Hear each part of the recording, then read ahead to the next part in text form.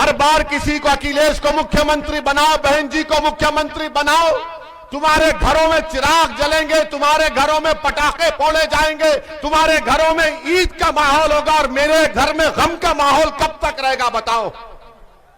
कब तक मेरे घरों में अंधेरा रहेगा? कब तक मेरे बच्चे तालीम से महरूम रहेंगे? कब तक मेरे नौजवानों को जेल में डाल दिया जाएगा? कब तक मेरे नौजवानों के सीनों में गोलियां दाग दी जाएंगी? कब तक मेरी बेटियों के ख्वाबों को चूकनाचूर किया जाएगा? कब तक अंसारी ब्रादरों को दबा दिया जाएगा? उठो, ये वक्त उठने का है, ये वक्त सोने का नहीं है। तुम्हारा नेता कोई नहीं है, तुमको छोड़ दिया गया तुम्हारे हाल पर। क्यों छोड़ दिया गया? क्योंकि सब जानते हैं ये डर कर हमारा साथ देंगे, ये हमारे कैदी हैं। मैं आपसे कह रहा हूं कि अल्लाह से डरो, ना मोदी से डरो, ना योगी से डरो, ना अखिलेश से डरो, किसी से मत डरो, ना ओवैसी से डरो। उम्मीद के नाम पर, डर की बुनियाद पर नहीं, डर डर कर 50 साल से वोट हासिल कर लिए। क्या मिला आपको? ना आपको नेता मिला, ना आपको हिस्सा मिला, ना आपको हक मिला। मिला तो फसादात मिले, मिला तो CAA के एहतजाज में 22 नौजवानों को गोली से शहीद कर दिया गया, जान ले ली गई। बताओ, अगर आप अब नहीं उठेंगे तो कब उठेंगे? कौन तुम्हारी आवाज को पहचानेगा? हम आपसे बता रहे हैं, हम जिस प्रदेश से आते हैं तेलंगाना में, वहां हमारे सिर्फ 7 विधायक हैं, सिर्फ 7 विधायक हैं। लोग पूछेंगे तुमने क्या किया? हम बहुत काम बता सकते हैं जो ना सपा वाले उसका मुकाबला कर सकेंगे, ना बसपा वाले। हमने तेलंगाना की सरकार के सामने बैठकर कहा कि अल्पसंख्यक समाज मुसलमानों के बच्चे और बच्चियों के स्कूल का इंतजाम करो। आपको बताता हूं कि तेलंगाना में 60,000 अल्पसंख्यक समाज के मुस्लिम बच्चियां और बच्चे 6ठी जमात क्लास 6 से 12th क्लास तक, 12वीं जमात तक फ्री में पढ़ते। कपड़ा, खाना और उस स्कूल में एडमिशन के लिए एंट्रेंस लिखना पड़ता है। ऐसा भी स्कूल नहीं है। ये हमने किया। क्या उत्तर प्रदेश में नहीं किया जा सकता ये काम? और जो लोग आपसे कह रहे हैं, जो लोग, सुनिए ए भाई, ये सुनिए हमारी बात, जो लोग आज आपसे कह रहे हैं आंख बंद करके वोट डालो, बोल रहे हैं ना कि आंख बंद करके वोट डालो। अल्लाह ने आंखें किस लिए दी हैं? बंद करके डालने के लिए नहीं। अल्लाह ने आंखें दी हैं देखो नाइंसाफी को। अल्लाह ने दिमाग दिया, तमीज पैदा करो अच्छे और बुरे, दोस्त और दुश्मन में। अल्लाह ने कान दिए कि सुनो लोगों की तकलीफ को। अल्लाह ने तुमको दिल दिया, एक धड़कता हुआ दिल दिया कि तुम्हारे दिलों में एक मजलूम की तड़प पैदा हो सके। अगर तुम आंख बंद करके वोट दोगे तो फिर नुकसान तुम्हारा होगा। और इसीलिए किसी शायर ने अच्छा कहा था, जब वक्त क़याम आया नादान सजदे में गिर गए। ये क़याम का वक्त है, सजदों में गिरने का वक्त नहीं है। उसका मतलब यह है कि इन सियासी पार्टियों के सामने झुक जाना। आप मत झुकिए, अपने हक के लिए लड़िए और डरने और घबराने की आपको जरूरत नहीं है। बीजेपी की सरकार उत्तर प्रदेश में कौन सा काम किया? बीजेपी ने वादा किया था कि 70 लाख रोजगार नौकरी दी जाएगी, वो झूठा साबित हुआ। आज उत्तर प्रदेश में सबसे ज्यादा बेरोजगारी है। आज उत्तर प्रदेश में 50% ग्रेजुएट, उत्तर प्रदेश में 45% टेक्निकल एजुकेशन के ग्रेजुएट, उत्तर प्रदेश में डिप्लोमा होल्डर और सर्टिफिकेट 60% के ऊपर नौकरी की तलाश में उनको नौकरी नहीं मिली।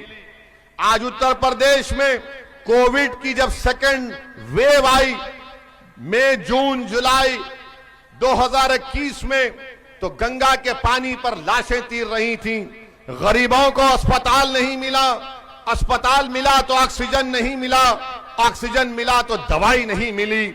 मेरे अजीज दोस्तों और बुजुर्गों, आज उत्तर प्रदेश में एक किसान परेशान है, उसको उसकी कीमत नहीं मिलती।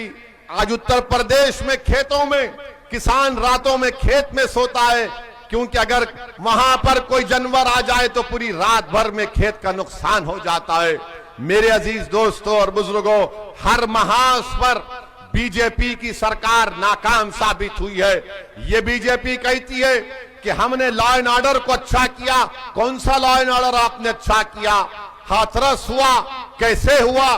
क्या ये बीजेपी की जिम्मेदारी नहीं है? क्या कासगंज में एक बच्चे को पुलिस थाने में फांसी दे दी गई, क्या ये लॉ एंड ऑर्डर है? बताइए आप। 22 लड़कों को CAA के एहतजाज में गोली मारकर उनकी जान ले ली गई। ये मेरे अल्फाज नहीं है, जस्टिस सुदर्शन रेड्डी जो सुप्रीम कोर्ट के रिटायर्ड जज हैं, उन्होंने अपनी फैक्ट फाइंडिंग रिपोर्ट में कहा हर महाज पर बीजेपी की सरकार नाकाम साबित हुई है। और उत्तर प्रदेश के मुख्यमंत्री जहां कहीं भी जाते हैं कहते हैं कि मैं गर्मी पैदा कर दूंगा, सर्दी पैदा कर दूंगा। अरे बाबा, आप क्या मौसम वैज्ञानिक है? बाबा ने कहा कि मैं सर्दी के मौसम में गर्मी और मई और जून में मैं सर्दी पैदा कर दूंगा। बाबा, आपके ने कौन सा ऐसा मशीन है जो मई जून में गर्मी अगर पैदा करेगा? तो तुमने नौकरी क्यों नहीं दी उत्तर प्रदेश के युवाओं को?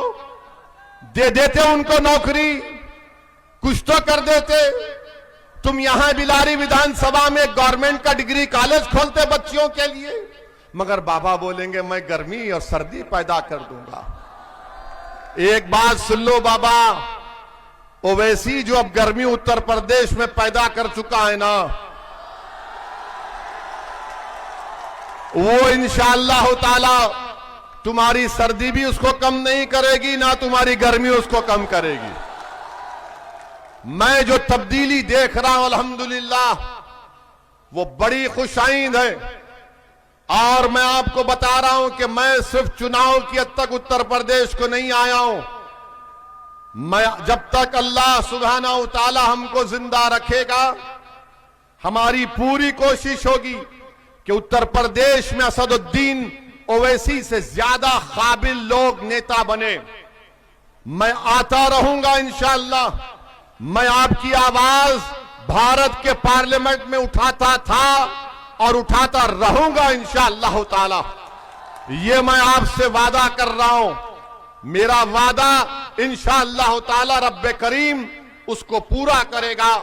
मैं आपसे सिर्फ यही अपील करने आया हूं कि आप डर की बुनियाद पर वोट मत दीजिए, उम्मीद की बुनियाद पर वोट दीजिए।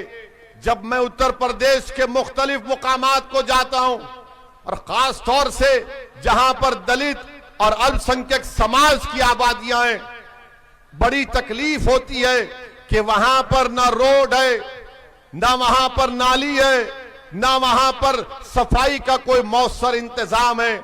मेरे अजीज दोस्तों और बुजुर्गों, ये आपने जो फैसला ले लिया आंख बंद करके वोट डालने का, इसका फायदा उठा रहे हैं, इसका फायदा उठा रहे हैं। अगर आप में एक शऊर बेदार हो जाएगा कि हमारे मसाइल ये भी हैं, बीजेपी को रोकना जरूरी है। हम भी कह रहे हैं कि हमारा मकसद यह है कि दोबारा उत्तर प्रदेश में बीजेपी की सरकार ना बने, मगर इसका यह मतलब तो नहीं है कि आप डर डर कर वोट दें। आप डर डर कर वोट देंगे तो हासिल क्या होगा आपको?